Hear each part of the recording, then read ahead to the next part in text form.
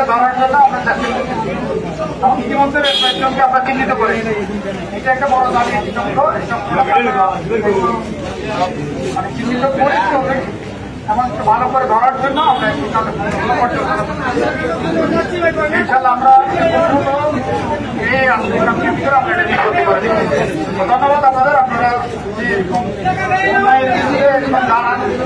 ধন্যবাদ। আপনারা এরকম সত্য অবস্থান করবেন ইনশাল্লাহ আমাদের মধ্যেই দুর্নীতি এটা সমুদ্ঘটন হবে ইনশাল্লাহ। এরকম প্রত্যেকটা দুর্নীতির বিরুদ্ধে যদি আপনারা সন্ত্রাস থাকেন সজাগ থাকেন ইনশাল্লাহ আমাদের দেশে কখনো দুর্নীতি আমি আপনাদেরকে দ্রুত ব্যবস্থা ধন্যবাদ।